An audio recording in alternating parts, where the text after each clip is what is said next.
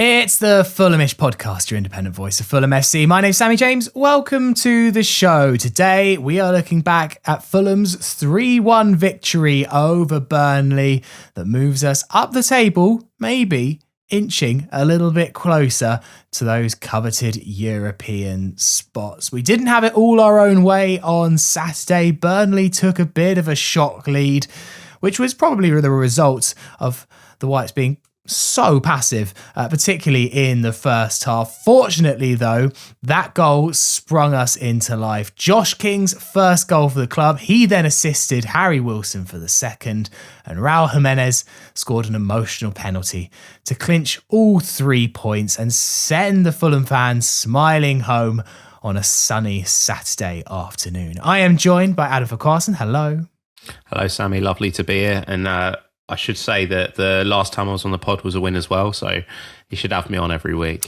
We should have you on every week anyway, Adam. But yes, your winning record has been noted. Drew Heatley, do you have a winning record? I have no idea. I think I've done more wins than losses, to be fair, because I've sworn a lot less this season. I'm not sure whether the stats will back that up. Oh, there we go. Good for your blood pressure as well. Well, look, lovely to have you gents on. Adam, before we get into the no doubt riveting analysis that us three will provide, what 3-word reviews have you got? Yeah, so there were loads this week. So thanks for everyone for submitting those. I've separated them into 2 groups. Right. Rightfully, let's kick off with the ones about Josh King. So we've got the FFC fan with King's Claret Coronation. We've got Lewis Jalapeno, which just for his name, Lewis Jalapeno deserves a shout out. Probably not real, but fair play. With Royal Family Rampant. Not even sure it's about the Fulham game at that point. And then we've got Roxy with Burger King Delivers, which is it's just perfect considering the assist that obviously Burger gives. King. Separating the 2 groups out, we've now got Nick Sinster with Hokey Cokey penalty. I'm sure we're going to speak about the penalty rules, and I can't wait to get really boring old man on that. And then the final stretch here, which is about the game itself. We've got Ron Teed with Belgrade or Beach. We've got Lindsay Roach with 24 Claret Gold, and Chazzery Ghost with fine margins widened. God, you can tell the sun was shining on Saturday. Everyone's 3-word review juices were flowing masterfully. Thank you so much for that. Yes, lots to get into today. I've also got a stack of brilliant questions from the Fulhamish Telegram group. Let's get into it though, Drew. Obviously, in the end, it is exactly the result that we needed.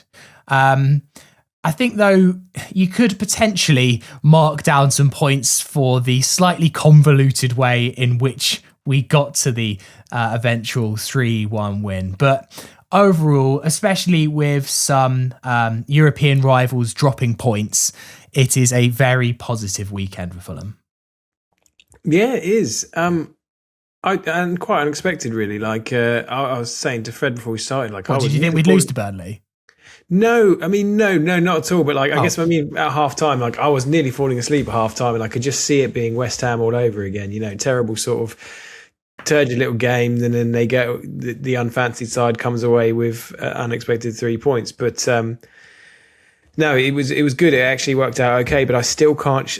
If you ask me whether we're going to finish top 8, I just can't see it. I just see the fixtures coming up being just far too difficult, and I feel like we're going to end up sort of 10th, 11th, maybe even 12th. So I'm trying to be more enthusiastic, especially after a weekend where, as you say, come out of it really, really good. And we're 7th in the form table as well. So we're not doing badly, but I just feel, I don't know, I've got this really strange feeling that it's just not going to work out the way we want. Sorry to be so pessimistic so early on. No, fair enough. That's your honest opinion. I mean, AF, Marco made a couple of changes for this one. In came Timothy Castagna for Kenny Tete, who we believe has a minor injury. Very Kenny Tete to have a minor injury, always has some sort of minor injury on the go.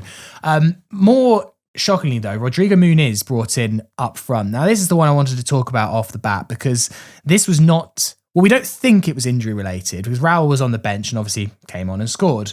I think that there was definitely an improvement in Muniz at Nottingham Forest, but this one felt... I don't know, maybe he saw something tactical in how Rodrigo could affect this Burnley back line. But you wondered if it was a little bit of a statement from Marco saying, right, Rodrigo is the starting number 9 and now he's getting back to fitness. I want him to, have that starting berth, which feels slightly unjustified given that he's hardly set the world alight since coming back from injury. I mean, you've got two ways you can approach this. You could keep Rodrigo on the bench until the end of the season, and then we'd go into next season going, is he our starting 9? But I think he's done the right thing by starting him in a game against, quite frankly, rubbish opposition. In theory, he should have looked at this and gone, there's a chance for Rodrigo to really show his pedigree, and if he can't get his goal, then, spoiler alert, he didn't. Where does that kind of put us for the rest of the season or future planning from there? I don't think Rodrigo's performance was worse than he has been in previous weeks. I think by having, it was about 70 minutes I think he had on pitch. He was good in those. I saw some of his link-up play was a bit better than it has been. He still has the ability that none of our players have, and it's not a good one, to have like a perfect first touch and then like play it into feet. And then the next time that ball comes into him, he's just going to kick it 50 feet up in the air. So you never quite know what you're going to get from him. And that chaos is something that we kind of like against certain teams. And I think, looking even at the Josh King goal, right, that comes from chaos. So having Rodrigo Muniz on the pitch, he's probably thought we could do with causing a bit of chaos here rather than filling the midfield with bodies, which often Jimenez does by kind of dropping back. I think that Muniz will continue to get better, and I wouldn't be surprised even if he starts games going forwards a little bit, because we're trying to maybe phase out Raul Jimenez just in planning for next season. But there's also has to be taken into account that with the personal circumstances that Raul's been going through, maybe he was travelling back and forth as well. There's elements that could have been happening, but I do think that putting some faith in our number 9 wasn't a bad choice to start the game. Yeah, I did wonder if, Drew, the personal circumstances for Raul might also be a reason why Marco's just looking to, ease the load on him, given that he's had a pretty tough 6 months, and Raul will be jetting off. I imagine he's on the plane right now to play some international friendlies for Mexico. Yeah, definitely got to have something to do with it. But it's interesting, isn't it? The way that, and Fulhamish bingo term coming up, we talk about the meritocracy of Marcus Silva, but the couple of times where he's actually sort of tried to re-establish the status quo with players returning from injuries, with Robinson and now Muniz, neither has come. He's been trying to play them both into form, but neither's really come off, has it? They've both been playing. You can argue Anderson into that as well.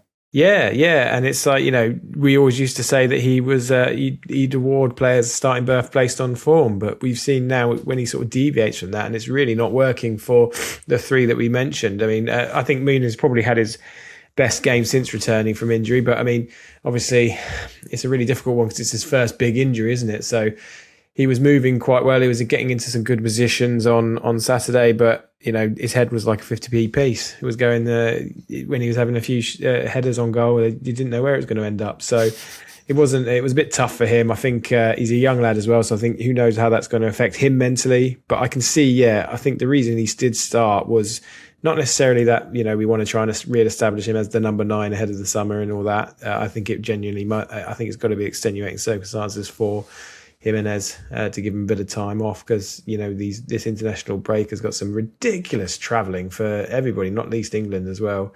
So I think probably all of those things considered, I'd imagine, and the fact that it was the 19th side in the Premier League. Yeah, I mean, AF, the lack of intensity from Fulham in this first half was pretty aggravating, right? I mean, Marco said how all the 9 of these games are cup finals. Oh my God, if that's a cup final, sorry, no. There was no indication in that first half that anyone was playing like it was a cup final. We were just strolling about for, making some nice positions, getting into some nice areas. But if anything, again, it felt very similar to the Southampton game, where Fulham had all of the possession and we worked it forward, and in this case, I think Wilson got into a few shooting positions, but Burnley had the better chances, right? Burnley had 2 gilt-edge, bona fide, should have scored them chances. There was obviously the header from Fleming that was straight at Leno, and then there was also the block / maybe handball, but is obviously not handball. I think it was Fleming again that was blocked by Calvin Bassey. Regardless of whether that was a handball, that was a big chance. Someone had a shot within not far off the 6-yard box, and it could have gone the same way. It really could have, where, yes, we're all good, but if the opposition are going to carve out the best chances, then that is not a good first half. Yeah, I don't buy into the fact that Fulham starting slow is a good thing in any game. But if we look back at some of these situations that have been cup finals, as we say, we've started each one with a bit of just don't concede a goal. But if that is also us don't concede a goal mode, I'm not a bit like giving Jayden Anderson the amount of space that he was given to keep whipping balls into the box.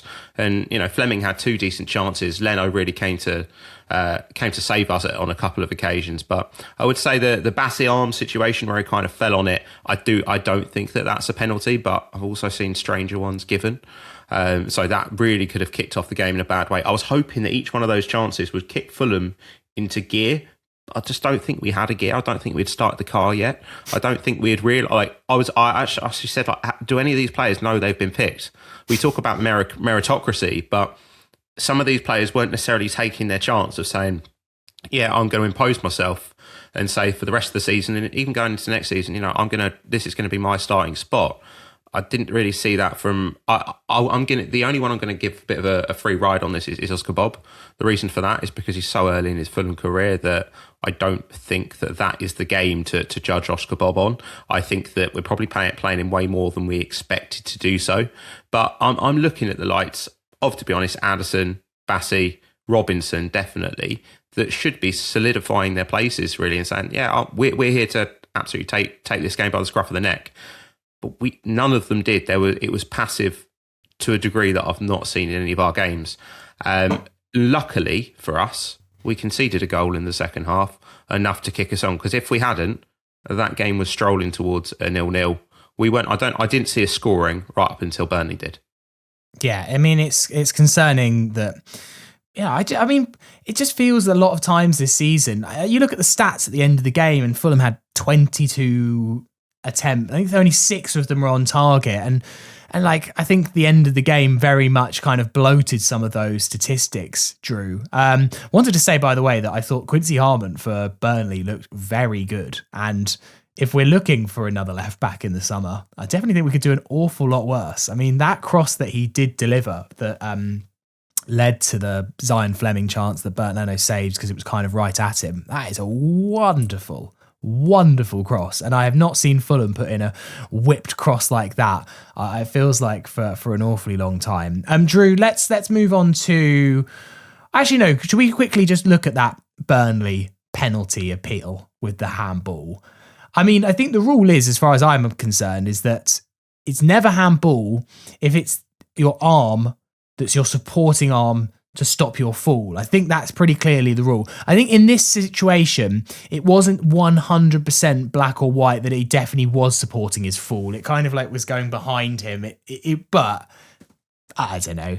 I think for me, if you look at the one that we didn't get when Matty Cash basically might as well just stopped it going in the net with his hand. And if we didn't get that penalty, but this one was given against us, I'd have been pretty aghast. Yeah, I think that's like you say, the law itself is pretty clear, and whether it's sort of the interpretation of whether it was his supporting arm or not, I think it's instinct, isn't it? If you're falling backwards and your arm's going back like his was, whether it was supporting him literally at that point in time or not, that was what he was intending. He wasn't intending to stop the ball with it. He was intending to support himself when he hit the floor. So it just feels like, obviously, the VAR inadequacies are well documented, but sometimes we don't do ourselves any favors by debating things that really don't need to be debated, do they? It was cut and dry for me. I sort of get it from Burnley's point of view, because they're still angry about the Ashley Barnes handball that denied them that draw against Brentford a few weeks ago. That was a real momentum killer for them, and that was tough to take because did it hit his arm or did it just hit his chest? No video replay was conclusive, and that was a mean one that they got to. And also that handball rule is so. It felt a little bit like, from Burnley's point of view, they were kind of trying to make two wrongs a right, and he was like, I don't think that this is just because Ashley Barnes didn't get it, and I feel for you that wasn't given as a handball, it doesn't mean that this is suddenly a handball, because it's pretty clear in the damn rules exactly what's handball and what's not. And whether you agree with those rules or not, like, I actually think it's the one bit of the handball rule that they've got right, is that if your hand is going to support you and stopping you falling, that's not a handball. That's you literally just natural instinct so that you don't break your ribs. Yeah, the only reason that Burnley can be aggrieved is because they've probably got a little bit of a victim mentality for two reasons. They're feeling the Ashley Barnes situation. Then they're not that great at football. I mean, the example there with the Brentford game is you concede 4 goals like that. No, that's why you lost the game. It's not because of this handball. And it's a bit similar to when I remember Gary O'Neill were in charge of Wolves, and it was always the fault of VAR and these situations. Yes, they happen when you were down the bottom of the table. They happen to everybody, but it's easy to look there. And then the final reason why they've got a bit of a victim mentality is probably their manager, who it's much easier for Scott Parker to look towards the things that have held them back rather than the things that he's done to push the team forward. Yeah, but I was going to say that they should probably focus on winning more than 4 games in a season so far, but also the fact that Scott Parker was talking at length on the Jimenez penalty, which as I know we'll get to, shows that that's the sort of mentality, the space that they're in. Like, I don't know why he's talking so much about the goal that made it 3-1 when they were already, done and dusted in the 95th minute. Like, yeah. Let's just talk about Burnley's goal that they did score. I really like Zion Fleming. I said this in the Thursday Club that obviously we're going to talk about Ricardo Pepi in a little bit, but I'm sort of like, we're going to spend 30 million on Ricardo Pepi. I don't exactly know how much Zion Fleming would cost us. I can't imagine it's that much more, if anything. I would imagine it might be a little bit less. Sort of like, can we just have him? Because he looked good, and it's a great finish. Why I think it's Lyle Foster has that much room to put the cross in. I mean, Robinson just doesn't know where he is. Anderson doesn't know where anyone is. It's a well-worked goal in some ways, AF, and not every goal necessarily needs a defensive inquiry, but it was way too easy. This absolutely does. Like, it's a game of where's Wally, and it's where's our left back? He's not there. Right, where's our centre back? He's not there. I don't know what any of them are really doing in that goal, other than if there's some kind of weird offside trap going on. I don't think they had spoken to each other about that plan. I don't know where Robinson's running off to, because he runs into a centre-back position, and if there's anyone more ill-equipped to be a centre-back against Burnley, it's probably Anthony Robinson. He's completely, left that one out to dry. But then when it comes to the finish is great. And don't get me wrong, it's not one of those goals that we're saying we've completely given to them on a plate, but everything apart from the finish we have given to them ready to put away. On the point of Zion Fleming and whether we'd buy him, it's often easy with this kind of not confirmation, but recency bias, where we kind of see a player and we think, well, they can do a job. We probably thought the same thing when we saw Sander Berge score against us for Burnley. So I want to be really careful with seeing Burnley players in a game where we were not really playing football for the first half, thinking that player looked good, we should buy them. It's kind of like buying the player off the back of a World Cup, but a much, much lower pedigree of football. I think in that scenario, we made Burnley look quite good. And Zion Fleming hasn't necessarily, from my opinion, said, I would go and buy him. But there's also if you're comparing with Ricardo Pepi, the kind of pedigree and the places he's been scoring goals, maybe that would be the player that I'd prefer, but it doesn't matter anyway. We're not getting him. No, I think I don't think it's happening. I just quite like him. There's something about the cut of his jib, and he has actually got quite a few goals in a very, very bad Burnley team. I just think there might be something there for me. Drew, obviously we came back into it, and I love that. I hadn't thought about it being Burger King, but it's very nice. It's very good. And obviously Sander assisted Josh King's non-goal at Stamford Bridge, and once again he assisted him here. It is a Dubravka mistake, but I actually don't think that you can just say, oh, well, it was just the keeper messing up, because the Josh King swivel and shot, he has got barely any goal to aim at there. That's a really nice bit of skill from Josh. Yeah, and it's great presence of mind beyond his years, you'd argue, and just I think it's almost harder to score those when you've got literally no time at all to sort of assess and figure out how you're gonna get it past what you rightly said was sort of tiny gaps. So he's had. I was really, really pleased for Josh because I think he was in danger of just being characterised by that one day at Stamford Bridge where, the goal that never was. And then he loses his spot to Smith Rowe, not for any sort of dip in form, but it was a tactical decision for one game that sort of then turned into 5, 6, 7.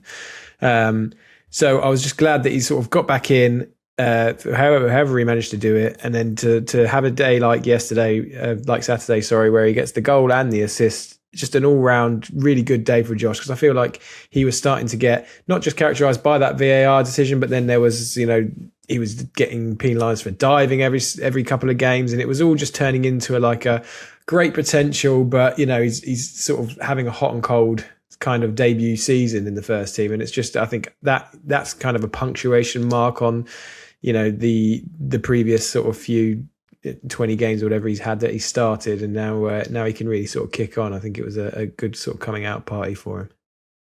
Yeah, I mean, lovely to see him get that goal, and it feels like it's been a bit of a monkey on his back as well, Adam. Like I'm sure that it's not really getting him down, but the way it's all happened, and he must have felt like, God, I started this season, I was probably the hottest property in the Premier League. I scored a goal, a completely legitimate goal, away at Fulham's biggest rivals that was so cruelly taken away, and pretty much there is unanimous agreement that was the wrong decision. And then he's lost his place to Emil Smith Rowe, and I'm sure he's got a fairly mature head on his shoulders where he's thinking, oh, I'm young and this will come. But like at 19, it must be tough for him to have to kind of go through that, and he hasn't even had that one moment where he's like got a goal. It's really been a baptism of fire for Josh. Like I think he's going to have learned more in this year than his other 18 years on this planet, because it's been a lot for him. So I was just delighted. Totally, it's been a whirlwind for him. I think the only thing that he's not added to that has been he's got assists, but he hasn't got the goal to add to that in an official sense. I still count yesterday as his second goal. He really announced himself against Chelsea with that goal that didn't stand, but yesterday's one is where he kicks on from there. But I feel sorry for Josh in one other respect as well, is that every time that he's come on, I've seen that he's conducted himself with credibility, whereas I can't say the same for every other player that has come on from the Fulham bench at times. So there's been games where he has single-handedly looked like the only player likely to create a chance for us, but that doesn't, when you look at the stats at the end of the season, say, well, Josh King won us 0% of this game because we didn't win it. There's been a lot of games where he's looked really good in games where we haven't got anything, but I'm glad that he got this one because the win was really down to him in getting the goal and the assist. I would say that he did win us that game. I hope that he can kick on for the rest of the season and maybe even get himself another goal or two before the season is out. I personally would keep playing him until there's a reason to bring in Emil Smith Rowe again. I think Smith Rowe's done better this season, but I'd keep going with Josh King because unless there's a reason to drop him out of this squad, let's keep that confidence with him. I think he's got a mature head on his shoulders, and he's obviously got people around him at the club that he does trust at this point in time. Marco has not hugely trusted young players, and the fact that he's given this much faith to Josh, it shows we've got something special on our hands, but we might have to wait until that really explodes to the point that he's regularly contributing every game for us. Yeah. He then assisted Harry Wilson's goal, and I think that pass is really underrated. Small shout out for Timothy Castagna, by the way, whose tackle gets the second goal underway. And I know that Castagna comes in for a lot of stick, but I definitely an underrated little bit of that goal. Drew, there is just something so inevitable about Harry Wilson when he I could just see it. It was similar to the goal I thought he scored against Borough in the FA Cup, where I was like, "You don't let him do that. Don't let him do that. Like, obviously he's going to score. Like, you can't. It's just criminal to let him cut inside." Yeah, and you could see in his mind about 2 or 3 touches before he unloaded that he was just going to hit it low and hard and he just knew he was going to score. I feel like 2 or 3 touches before he actually shot, and that's great. I look in there. Obviously, had a difficult couple of games where he's always obviously been out, and then it was only I think he was only drew a blank one game because he scored against Spurs. So it's not as if he's sort of returned to the score sheet. But it felt kind of like he had, because we'd had the terrible sort of result against West Ham and then the Southampton game as well. So it felt like a drought, but it wasn't. It was just, he was just injured and then didn't, missed a game, didn't score for one game. So yeah, I mean, great from Harry again. He's in the shop window, isn't he? Let's just be realistic about it. I think if you ask me what the sort of probability out of 10 that he will re-sign at Fulham, I think it's probably at this point a 4 or a 3. I think he's gone.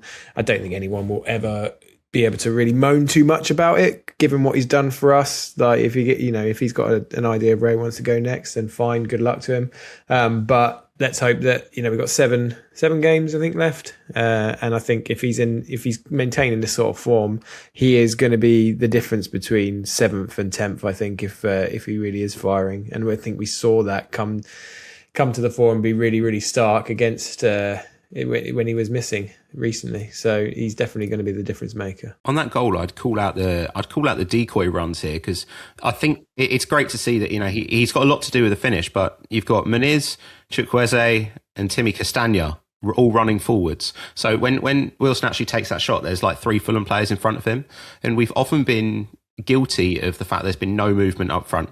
There's no movement in midfield. In fact, the whole team is completely stationary. But it's amazing to see what can happen the minute that you kind of get a bit of dynamism and people pushing forward, because you end up with that space for people like Harry Wilson to cut into. And I think Oscar Bob could have actually probably benefited himself from having the same dynamism in front of him. To put my own point on the Harry Wilson situation of putting himself in the shop window, he's putting himself in the shop window, but simultaneously creating the opportunity as well, because if he goes on and he scores lots of goals and Fulham end up in Europe, he's kind of created a place for himself to stay out with Fulham, because he's only going to stay here if we have European football. The other opportunity he's going to get is going to be from one of those clubs that gets Europe. So he's kind of creating his own destiny, which I think is a really exciting place for a footballer to be. And I hope that he's kind of enjoying that and he can get us to that end goal of Europe. Yeah, and obviously, I mean, probably coming up now, you'd say it's Harry Wilson, maybe biggest week of his life, like with those Wales qualifiers, right? I know that he's been to a World Cup before, and Wales had to qualify for that World Cup, but this is very much now Harry Wilson's Wales, right? Isn't it? And so beforehand, he was always a starter, but it was never quite his team in the same way that it is now. So look, massive good luck to Harry with those qualifiers that Wales have. It'd be great. Just be great to see him at the World Cup, right? And I know that that might be a detriment to Fulham if he goes and has a great World Cup and then he's a free agent at the same time. But I think we all just wish Harry well, right? I think personally, I'd just be very happy to see him score on the international stage and keep up the good form. So yeah, best of luck to Harry. We then made it 3-1. We did actually have a few iffy moments when it was 2-1 Drew that were a little bit nervy, and Bert Leno, he's coming for some criticism, particularly the 2 goals he conceded against Everton and West Ham, which were pretty criminal. But I would argue that save from Hartman, which I actually think it maybe takes definitely takes 1 deflection. I wonder if there's a second little deflection in there as well. That is world class. I think we can say that Harry Wilson won this game for us, but I think we could also say that actually Bert Leno won this game for us, because that save is clutch.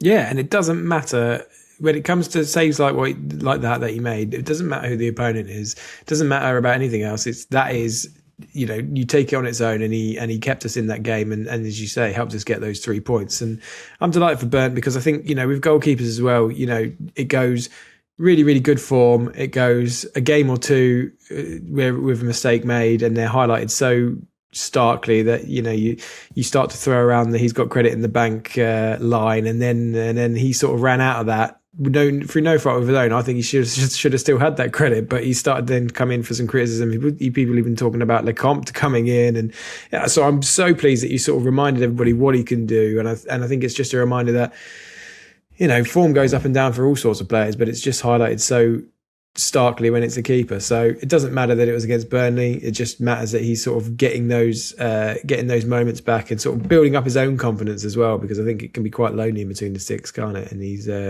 he's sort of back on that ascendancy now. So good on him. I was really pleased. This Fulhamish video is brought to you by NordVPN. Now, there are 7 games remaining in the Premier League season for Fulham, and once the team return to action in April for that big European push, we hope, the best and safest way to follow all the Fulham action is with NordVPN, the fastest VPN on the planet. Now, there are loads of advantages to using a NordVPN account. Firstly, you can subscribe to services in different countries, such as services that offer football cheaper than in your home country, or you can use your paid subscriptions such as Sky Sports from your home country whilst you travel abroad. You can also stay safe from phishing scams and malware with Threat Protection Pro. And if you get stuck, Nord has 24/7 customer support and a 30-day money-back guarantee for all users. Plus, you can sign up with just one account and it will protect 10 of your devices. Right now, Fulhamish YouTube viewers can get a huge discount on the 2-year plan with an extra 4 months for free. To get that deal, just go to nordvpn.com/Fulhamish or scan the QR code that is on screen now. Then use the word Fulhamish at checkout to grab that amazing deal. So stay protected and save money with NordVPN whilst you cheer on Marco and the boys at the end of this Fulham season. Scan the QR code to get started. And just finally, AF, we obviously made it 3-1, which was nice, just in a way, just to have at least a couple of minutes of knowledge of, we've won this. Clear penalty, great ball from Chukwueze to Raul, and then, it's so obviously a red card for Josh Laron. He just basically forearm smashes Raul in the back. They still protested it. They then protested Raul's penalty. I'll open the floor up because, people just need to read the laws of the game, right? I mean, read the laws of the game, read them, understand them, everything about that. It's the thing that I don't really get about this is he's been doing it. This isn't the first time that he's done this penalty. So it shows a few things in the person that was moaning about this. Yes, Scott Parker, that's you and everyone else in the Burnley fan base. If you have done your analysis, you've seen exactly how Raul Jimenez takes his previous penalties. He's done the same thing. Yes, he changes which direction he goes at the end, but he still does hop, skip, jump, whatever we want to call it. The laws of the game is that as long as you don't, you can't stop once you've planted your foot ready to kick the ball. And that totally makes sense because otherwise, goalkeepers are already penalised by the fact they can't jump off their line and things like that.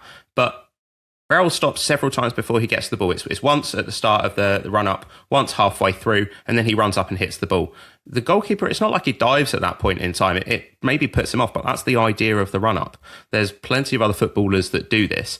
And back to the kind of Burnley situation, you've already lost the game. This 3-1 penalty, you weren't going to score outside of it. It's just easy to look in one place and not read the rules, see something that's a little bit different and think that's a problem. And I love his penalty style. I am starting to get a little bit worried, though, in the fact that, so at the minute he's got 14 out of 14 Premier League penalties, obviously consecutively. That's the record. My question is, if he takes a 15th and he misses it, does he suddenly go, well, I haven't got 100% record? Because every time he steps up, I'm thinking, don't let that 100% record go. At what point do you just go, yeah, I've scored 14 now, I'm probably just going to retire at that point? Well, or do they say you had 100% record in the 14, we ignore the 15th if that was to go that way? No, I think it's like being a boxer undefeated. You're either undefeated or you're not. Doesn't matter if the 15th doesn't go in. Stop then. He should stop at this point. Yeah, because also we assume that he's probably leaving the Premier League this summer, probably. If the next one that happens just has to go to anyone else that's on the pitch, ideally Josh King or something, just don't let him ruin that. It would be wouldn't it be the most Fulhamish thing ever that we had probably the best penalty, not statistically the best penalty taker in the Premier League, and final day of the season you get a penalty, he's ready to make it 15 and he does the thing that would be the most Fulhamish thing ever. Yeah, I reckon that's probably what's happening against Newcastle. Yeah, well, that's it. You kind of think, take away his terrible personal situation this week. You'd think that the Saturday would be the perfect time just to get the it's probably the wrong use of the idiom, but get the monkey off your back, because you could miss that one and we'd still win the game. Do you know what I mean? Since it started to be highlighted, every time he takes a penalty now, I'm just like, wow, this is the one where he's gonna miss it. It's just funny how it all works. So yeah, you'd think that would be the pressure off, because if the alternative is final day of the season to get Europe final appearance, and then he misses it. But I can't be alone in thinking that staggered run up it must make it harder for the penalty taker as well. Like I don't know whether it's because I can't walk and chew gum at the same time. My coordination's that bad. I feel like I would take a couple of stutters and it would just go into row Z because I'd just confuse myself. I think my dad won't mind me exposing him. He said that it should be banned, that run up, and I was saying to him, I think it's harder for the taker, but it's going to be one of those ones that keeps the debate raging for months and years to come, because it was banned in 2010 briefly. Apparently, I was reading an article on the BBC about it, and then it was reinstated, and it goes back all the way to the 80s or maybe even the 60s. A Mexican actually, a fellow countryman, came up with it. I think it's Hugo Sanchez came up with the stuttering run up, and the Portuguese have a word for it, and I can't remember what it is, but it's a fully established thing in penalty taking, as we all know. We've all seen it for years, but it's funny how these things, it becomes outrage of the week, doesn't it? And that's what it seems to be this week. Well, I look forward to Jack Collins telling us what that Portuguese term is with full pronunciation on the next podcast. Just a quick one here. I had a little interaction on X that made me laugh. So there was a journalist criticising the fact that the run-up was allowed. And so I responded kind of saying, like, I don't really see, like, what the problem is here. It's completely fine within the laws of the game. I said, surely we should be praising the ref for ignoring the players and sticking to his own correct understanding of the laws. Fine. Then Alex FFC responded to me saying, not something I ever thought I'd hear from a fellow Fulham fan regarding Chris Kavanagh. Because I just had not realised that Chris Kavanagh was the ref, and here I am on X, like, bigging him up. We should be praising the refs. Like, what a stand-up guy. Always liked him. What a great referee he is. So yes, I might have worded my tweet slightly differently if I realised it was Chris Kavanagh. I just actually hadn't clocked that he was the referee on Saturday. Let's look at the situation regarding Ricardo Pepi, because this has developed over the weekend, and myself and Jack did the podcast last week where we triumphantly talked about how Fulham have made a signing in March. Like, what a world we're living in, and how exciting this is. It's all fallen apart, sadly. So, PSV's director of football, Ernest Stewart, has confirmed that the move for Ricardo Pepi is off. This is according to Peter Rutzler. Pepi travelled to London for his medical last week. Stewart said that the sticking point concerned when the deal would officially go through, i.e. when responsibility was transferred. Stewart didn't rule out that the issue could be resolved, whilst Fulham are hopeful of finding a way through this impasse. Pepi is said to be keen on the move. Now, I don't know what to think about this, Adam, because ultimately it's frustrating that a transfer isn't happening, but at the same time, I guess Fulham have got to look out for their own best interests. And it seemed to me talk about who the responsibility basically was. Like, if Ricardo Pepi picked up an injury between now and when he signed, I think from what I was understanding, PSV are saying, well, that's your problem. You want to sign him early and you get him regardless. And Fulham are like, no. Like, if he, I don't know, rips his ACL between now and June, we're not 100% liable.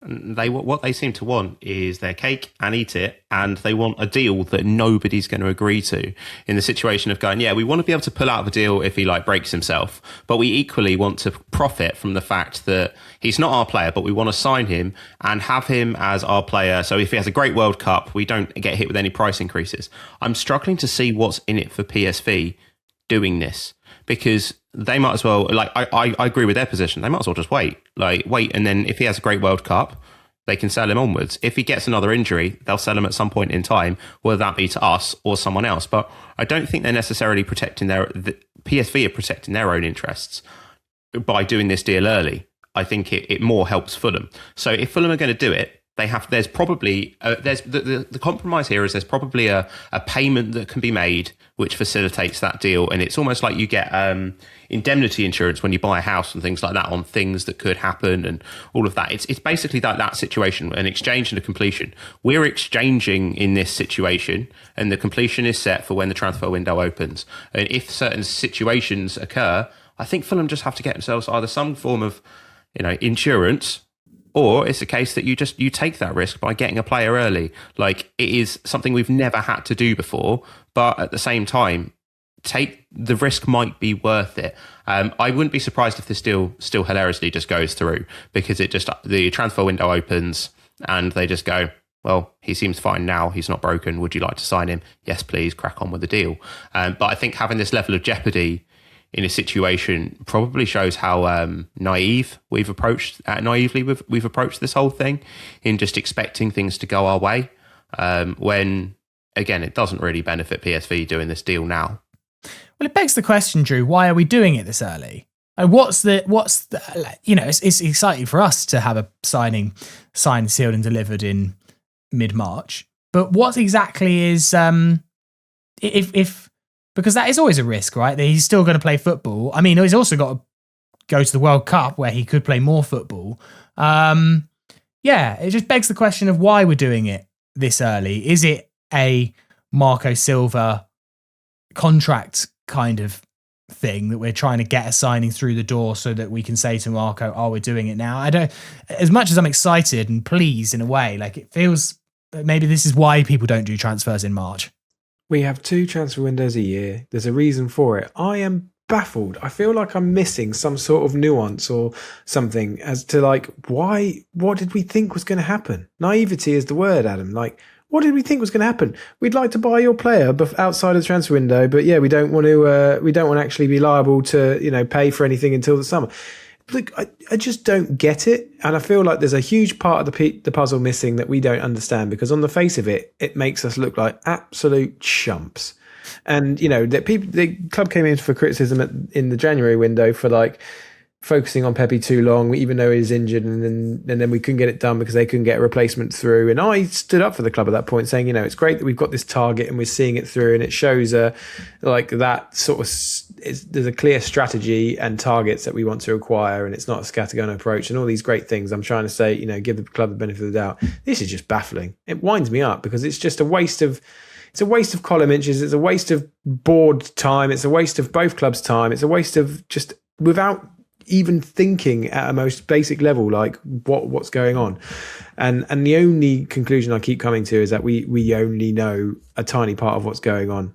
But strange. Just wait until the summer. Just leave it now. Like, it's just not making us look good. It's making us look ridiculous. Yeah, I mean, it's just it's so weird how it was taken away from us as quickly as it kind of was introduced to us. I was like, oh, I just actually started to get excited that this was happening, and no, now we can't have a good thing. So anyway, we'll put Pepi back in his box and we'll look. I feel like we're going to sign him anyway. As well, when I saw all of this, I was like, I'm not going to lose too much sleep over this. I just feel like when all 3 parties generally are wanting something to happen, then how can that fall through? Like, apart from another Pepi injury, but if all 3 parties want something to happen, then it probably just will happen. It would just be what terms it happens under. And at the minute, also, there is the media posturing, is that a lot of this comes out and Fulham are saying nothing on it, as expected. PSV are saying a lot on it. Maybe there's something else they wanted as part of this deal. And this push here of going, deal's basically off, it's not happening because of this. Pepi still wants. I mean, I think it was like their statement that seemed to say like Pepi wants the move. Like, why would you release that your own player kind of wants the move? That seems to me like a party posturing for something that they want. And there might even be something in there where it's like a World Cup bonus where like he scores a certain amount of goals. Like, we want it done before the World Cup, but there's a World Cup bonus going in. There's a lot of things here that don't make sense. And it's very easy to point out, as I have done, the naivety of the deal, but also this has to benefit PSV. Otherwise, there is no point in them doing it. And at the minute, it probably doesn't enough for them to pull the trigger. But there's posturing, but there's also then like the disarming honesty of the Dutch and the vigorous, dull, media-trained British comms from clubs. Like, we are just, Marco, I'm not going to talk about it. And then, the PSV coach is just like, yeah, he's going. He's gone from medical in London. It's like, me and my dad were talking about pre-game, like, sometimes, most of the time, Silva's press conferences are so boring. Most English Premier League managers' press conferences are boring because they're just terrified of saying anything, but it's they could be posturing on the PSV side, but I just see it as just like, actually not everywhere is as boring as England when it comes to like communicating to fans and the press. Yeah, and to the YouTube commenter Michael Friday. No, I'm not calling them PSV. I'm sorry. I know that some clubs should be called by their proper pronunciation, but I haven't got it in me to call them PSV. I'm sorry, they're PSV, and they always will be. I'm really sorry, but yeah, I've got limits to how I guess football politically correct I can be, and PSV is just is one step too far for me. Let's dive into some questions. This one, first of all, from Jeff Taylor, said Bob seems to struggle on the left wing. How do we get the most out of him? For now, might he be best coming off the bench to play right wing or more centrally? This would then leave a space on the left. Iwobi aside, who would you like to see in that position? I mean, it's tough, Adam, isn't it? Because I don't know, early this season we were saying, I don't think Kevin's ready. And all of a sudden Kevin's injured and now Kevin's the second coming and we can't cope without him. I mean, effectively, there isn't an awful lot of options on the left, right? If Robinson was playing better, I would say Cess. But right now, Robinson's not in form either. So there's just not really that many options. But yeah, I think the biggest thing you could say about Oscar Bob is I didn't notice he was playing for most of this match. I just didn't. There was one moment in the first half, I was like, oh yeah, I forgot Oscar Bob was starting. It's like, I feel for a guy that comes in and he was probably not quite sure where he was bought for. Maybe he was told, hey, you've been brought in as a right winger for next season, and the likelihood is that Harry Wilson's going and he'll be starting there. I've seen him probably have some of his best games for City out there. He might himself think that he's a number 10, and it's basically finding a player's best position. The best time of finding your best position is when there's a place carved out for you. Whereas at the minute, we've got a bit of a form crisis, I would say. And you say Kevin's got his injury, that's not a form crisis. But Chuck and what's happened to Chuck, there's been personal circumstances, but then he had a real dip in form since that as well. He wasn't anywhere near as direct. And we've seen a lot of his appearances where he's been best be from the right wing. And then we're thinking, is there now a berth for him on the left? It's lovely having an abundance of wingers and attacking flair and not knowing where they can all play. But trying to work that out whilst you're in a situation of trying to push for Europe is actually quite difficult. One of the times we played best yesterday was weirdly Josh King went out on the right-hand side and Harry Wilson went into the 10. And you could definitely argue that, okay, well, what about maybe Wilson's actually best as a 10? And you've got Bob off the right-hand side and Chukwueze on the left. Iwobi can come back into this conversation if Marco Silva realises that Sasha Lukic still exists as a player. But there's several things that play into this. And I don't think the main contributing factor is actually Oscar Bob. I think it's finding the other players that go around him.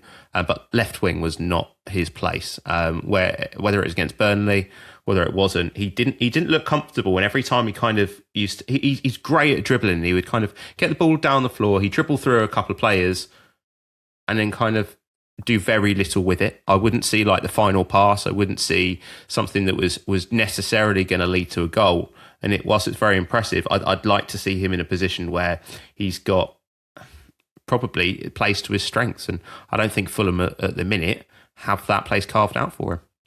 Yeah, I mean, it's tough. I actually thought that Bob looked particularly good in that Southampton game on the left. I don't know if the problem at the position is necessarily Bob's fault. I don't think if you put Bob on the right in that game, he would have scored a hat-trick and been man of the match. I think ultimately he's been brought in, and I think we're playing him more than really he should have, because he's not had a full preseason for us. He didn't play very much for Manchester City. I just think, Drew, that he's not quite ready. And yeah, the left-hand side isn't his natural position, but I just don't think that it's not like we played him at centre back. I don't think that was necessarily the reason that Bob didn't shine on Saturday. No, and I think, this is the prologue, isn't it, for Bob's time at Fulham. So, nobody is really going to judge him too much. We don't sign too many players in January. The ones that we do typically do have that sort of warm-up period. Look at Sasha Lukic's was about 18 months and before we, really started to count it. I'm not saying that's the same with Bob, but at this point, we weren't expecting to really use him that much. He can afford to be more to Bob than Oscar Bob at this point, and give him a pre-season, and he can hit the ground running next year. But I think I would hope that we signed him knowing what his best position was, rather than, could he be in the 10, could he be on the right, whatever. I think right wing looks to be the general consensus. Just for him, because only not everybody can play both wings, so there is an issue there. But I think it's all just. We talk about free hits, like it's a free hit for him personally at the moment, because it's just I don't think anyone is expecting him to play as much as he has already. So give him a summer at Motspur Park, and I think we can look to judge a bit more fairly then. Luke Gregory says, with our running, what's the dream and actual points tally from our remaining games? So there's 8 left. It's obviously like the next run of games is difficult for sure. I don't know about you, AF, but I'm actually sort of looking forward to not playing bottom 5 sides for the. I don't necessarily buy into this whole they part the bus and against slightly more expansive teams will have better luck. I guess just a bit of change is always nice. But it's just been funny how the fixtures have fallen, and we've literally played 4 relegation battlers in a row. So I'm kind of looking forward to the challenge, and I feel like with 3 weeks rest and maybe a contract situation update or 2, we can hope that actually I'm going into that Liverpool game, and they've got a really tough set of fixtures. They've got to play in the FA Cup against Manchester City the weekend before, whilst we were obviously off. They've then got to travel to PSG on the Wednesday night. We then play them Saturday tea time on the 5:30 kickoff. It might be one of those where actually almost Fulham have had too much break. I hope not. But yeah, I'm quite excited by the run of fixtures because there's huge potential here. And then you've got that massive game against Brentford a week after. Like, it's very make or break, isn't it? We have to go and pick up in these next 2 games. We have to almost certainly get a win from 2 incredibly difficult away games. Then you've got Villa at home, which is not easy. I know they're not as good as they were, but like Fulham have to pull a cat out of the bag in the next 3. I think that's it. And cat out of the bag is the perfect expression to use, considering Fulham are a box of tricks. I don't know what's going to come out from them. And we went into this run thinking, well, what do we need from these 3 games? Well, we're probably all looking, thinking we should have won those 3 games that are in there, on paper. Fulham this season, and I guess towards the end of last, were picking up results against some of the biggest teams, and there were unexpected wins. And I think that's probably right. You're looking at the Liverpool game, and regardless of Liverpool's situation, I think the Brighton game on Saturday shows that they can be beaten. They have been beaten this season. They're not the Liverpool that they were the season before. I think they're probably in the perfect position for us to get points out of. I agree with the same thing with Brentford. I mean, they're probably they had their form patch a little bit earlier. Maybe they're on the drop off now, and it's a great time to play them. I think this doesn't come down so much to who we're playing. I think it comes down a lot more to Fulham. So my ideal situation before end of the season is I think we should be looking, we need to probably get about 3-4 wins to have a genuine chance at this. And probably 3 wins, I think would give us a genuine chance at 8th. I think if we don't get anything from the Liverpool and Brentford games, you can probably give up on that idea, because I do think that people like Everton and others will pick up enough results to put themselves in that position. But in terms of how we get there, I don't think this is down to the teams we're playing and whether Liverpool turn up or whether Brentford turn up. I think it's whether Fulham turn up enough to give them a game. And we can't start those games passive, because they are teams. The difference in playing, bottom 6 teams or bottom 7 teams is that they're not going to punish you in the same way that a Liverpool, or even, I hate to say this, but a Brentford will punish you. There's a higher level of quality there than there is in those bottom 6 teams. So I think it's the ability to not make those mistakes. And if we pick up that form now, there's no reason that we can't say we could be looking at 3-4 wins before the end of the season. It's not like we've written this team off and we're in such an injury crisis that we can't get over it. It's more a case of can we find a solution to chopping and changing every game to have a real chance at this European push. This is where I struggle, really. with the rest of this season, right? So 7 games left. I'm not sure about pulling a cat out of the bag. I think we need to pull a rabbit out of the hat. Just a little bit of housekeeping there. But that notwithstanding, we lost 5 out of our 7. Wait, what's wrong with saying cat out of the bag? The cat is out of the bag is a surprise. Rabbit out of the hat is pulling out a little bit. Ironic of a that the cat has just appeared behind you. On the podcast could you see her? She's like, who mentioned a cat? Yeah, she knows. Is it not a cat out of the bag? When the cat comes out, when the cat's out the bag, it's where it's like, a secret has been revealed, and when you pull a rabbit out the hat, you're doing something unexpected, magic trick. I know that is reasonable, and that does actually sound right. I'm in danger of derailing the discussion. No, I've just what's concerned me is how many times I've said that phrase, and no one's actually said anything back to me, and I've just been going along with, oh yeah, we need to pull a cat out of the bag. It's because I had time to think about it just then. That was wrong. I'm actually a bit disappointed now. Yeah, you're right. Rabbits and cats notwithstanding, we've got 7 games left, and we lost 5 out of our final 7 last year. And I do not know how to judge this Fulham side this season. I've been saying it since August. I have no idea whether we're good, whether we're bad, whether we're indifferent. It's really, really difficult. And you can look at it 2 ways. We face, as you say, like we played all these bottom half teams. I think the only bottom half team we got in the last 7 is Wolves. I can't remember a Newcastle line on the table, but I wouldn't, not necessarily class them as a traditional bottom half team. So we need to win 3 and draw 1 to even equal our best points tally, which we got last year, which we know wasn't enough to get Europe. So I would challenge the 3 wins and say it's probably 4 to even have a chance to be in with a chance with that 7th place. So I just think, are we going to win 4 of our last 7? I can't see it. I think it depends for me. It depends who the wins are against as well. Yes. Yeah. Because obviously if you go and win at Brentford, that's huge. Yes. Because you've denied them 3 points and you've taken it away from them. If you go and beat Wolves and well, as you say, pretty much every team, I guess, even if you beat Villa, it's not necessarily, it's a great win, but it's not necessarily helping us. It is the matches, Bournemouth, I guess, come into it, and Newcastle on the final day. I wouldn't be surprised if it comes down to the final day, and look, Newcastle, who knows where they are at right now? It's a difficult time for them, but I imagine they're going to be there or thereabouts. It might be on the final day that we've got to beat Newcastle at Craven Cottage, which will be an extremely exciting end to the season. Sure.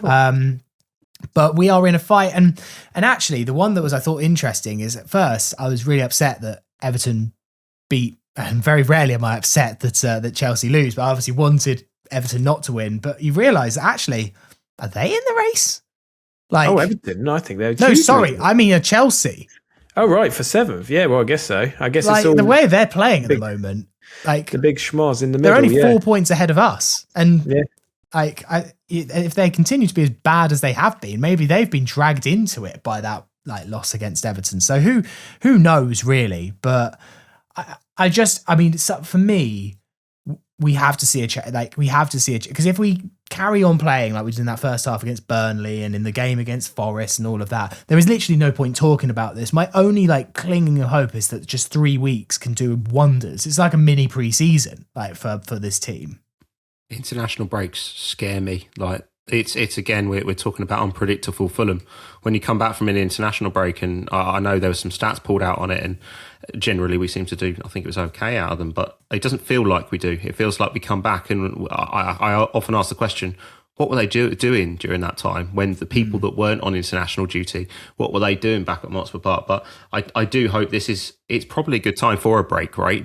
Before that run-in to reset, because you're right, we can't approach it the same way that we did the last 3 games. We have to reset it, and having those technically, 2-3 weeks to be able to do that should, in theory, benefit us. The only difference I think here, Adam, as to a normal international break, I think one of the reasons we struggle is I think that a lot of our North American based players come back very, very late, and Marco likes a lot of time to prepare, and therefore he basically gets Thursday and Friday, and I just don't think it massively suits his style. I think the only difference here is we've then got a full week without a game, where if he's got everyone, right, this Liverpool game, they'll come back and they've got nothing else to think about for 7 days. So I'm hoping that whole international break thing might not quite apply here. And is this the silver lining of going out of the cup? Like, is this the one bit of... That's his master plan, right? That's exactly what... Well, now we finally answered the question as what the fuck was he doing against Southampton? Don't worry, we've got the answer. He was planning for that week off. Yeah, we've got to take the kind of reasons. A final question I wanted to come on to you guys with, and so you can answer this because you were at the Cottage on Saturday. It was obviously a sellout, and tickets were getting snapped up on the exchange, and actually extra tickets were sold because Burnley didn't sell out their allocation, which almost never happens at Fulham, that the away team doesn't sell out their allocation, and Fulham fans took those, and it just felt like a really healthy thing. Like that there were so many Fulham fans seemingly feeling it wasn't just packed out with away fans, because I think if you wanted a ticket in the Burnley end, you could get a ticket in the Burnley end. But Jim says, why was the Cottage feeling so flat on Saturday after a sellout to local fans? And there's a good debate on this in the group, and some people are saying that the first half didn't help, and that actually it did get pretty good in the last 25 minutes once we started scoring the goals. But yeah, interesting, because I think like it goes against a lot about what a lot of us have said, that pack the place out with Fulham fans and the atmosphere would be great. But I wasn't there, so I can't speak. But Drew, you were. Like, was it flat? It wasn't. I wouldn't call it flat, but I wouldn't call it rocking. I think what's served up in front of you has a huge impact on what you do and how the game starts. Right? It wasn't a hot start. It was, as we've already said, it was a really sort of tepid 45 where we didn't even have the best of the ball, and it was just really boring. It was boring, and I was nearly falling asleep. So that definitely has a role to play.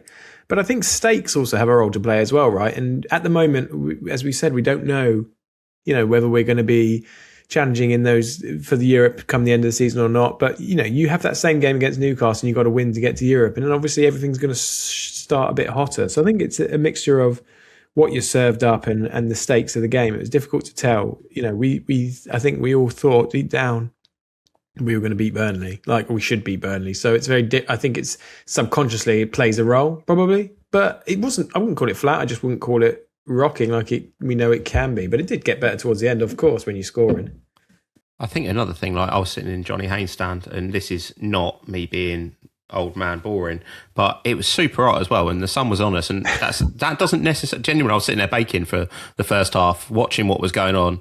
It was really flat. But I did look over to the left from my side, the left, where the Burnley fans were. And when there's less opposition fans singing at you as well, the whole thing can move into a bit of like apathy, where everyone's just sitting there watching crap on the pitch and no one's really got anything to be excited about. When I noticed the crowd really kick up, was a really kind of strange place. Like there were a load of like, come on Fulham chants kicking off and others, when it was basically as though we'd like missed a chance and they realised, oh, Fulham actually are in this game. We could get some shots away. Maybe we do need to encourage the team.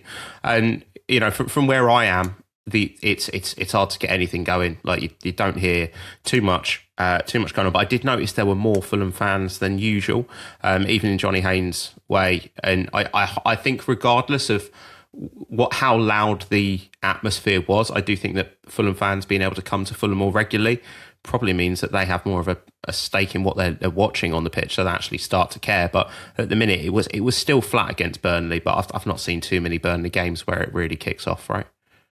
Yeah, I imagine there was just a little bit of apathy. And look, sometimes I guess it falls on us as fans, right? Like to generate an atmosphere, and we can criticize the club and criticize the pricing, but in this case actually the club priced it extremely fairly, and if there wasn't any atmosphere, like maybe more people have talked about initiatives to improve the atmosphere, but like at some point, like I think we all know that if something was seriously on the line in that game, we can generate an atmosphere. Better. You saw the Chelsea game in January where the whole Hammersmith end stood. You saw the Crystal Palace game this time last year, which was absolutely magnificent. Like Fulham fans can get up for it. Sometimes it's just a case of actually I didn't go, but I imagine I could have gone to Burnley. And whilst I think I'd have enjoyed the day out and it being the sunshine and watch a game of football, it's Burnley at home, lads. And so it's difficult to get atmospheres for all 19 games a season. It shouldn't be that way. I wish that there could be things at Fulham that would help us always have a great atmosphere, but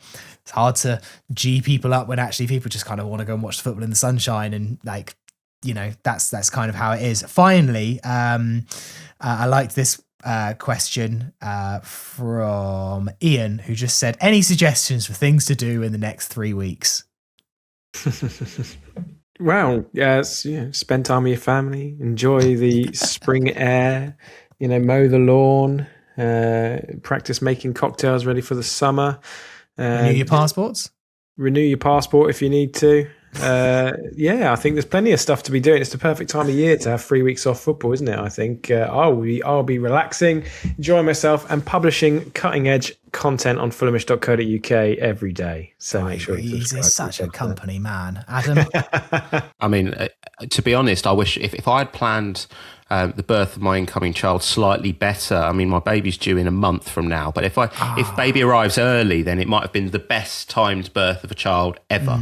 Could call her Harriet when Harry Wilson scores his few goals for Wales as well. But no, but that beside, I've planned the paternity leave badly. I think it's a really good time to support the Fulham players that are on international duty, but also take a reset that whatever happens for the rest of the season, football isn't the be all and end all, because I think there's a lot of negativity genuinely in the Fulham, I won't call it stratosphere, but everywhere you look on social media, people are very opinionated around whether it's Marco Silva out, maybe Harry Wilson's leaving, but ultimately Fulham have been through worse, they'll be through better. So I think taking a bit of a reset and finding some positivity before the run-in is probably where I'd focus my time. I would just say as well that if you really are missing kind of your fix of Fulham, that the Fulham women are playing at Craven Cottage Sunday against MK Dons at 2:00 at Craven Cottage. So if you really want some Fulham, then get yourself down to the cottage on the 29th to back the top of the table Fulham women, top of the table by an absolute country mile as well. So definitely give you all them your support if you're at a loose end on the Sunday. Now, Harry Wilson's game, they place Bosnia 7:45 on Thursday, and then if they get through that, the playoff will be Tuesday the 31st, and I believe they maybe face the winners of Italy and Northern Ireland, if I'm not mistaken, and they'll be at home, so that'll be if it's Wales Italy for a spot of the World Cup, that is a tasty one. So best of luck. And Joachim Andersen's also in the playoffs as well. Denmark, North Macedonia as well. I don't rate their chances if he's playing like he is now. I'll just give up. I feel like he always turns it on for Denmark. Maybe, but it's the same way as we used to say that about Harry Wilson. I feel that it would be great as well if all of these players went away, got the results that they needed, because it would really mean they can't all get it, but they come back and they're really feeling energised towards a World Cup, rather than, we've seen some of the issues where, I would say Iwobi and Chukwueze and Bassi to a degree came back struggling with confidence following their AFCON exit as well. So I hope that the international break doesn't hit them on a confidence level. Yeah. And obviously our very own Jack Collins will be eagerly awaiting the Czech Republic game, as his beloved boys in green Northern Ireland are in that one as well. So we'll find out next week on the Thursday Club how Jack is getting on. That'll do for today though for the podcast. Adam, before we go, what would you like to name it? I'm going to go with Roxy's 3-word review, which is Burger King delivers. Yes, because it's perfect, isn't it? So good.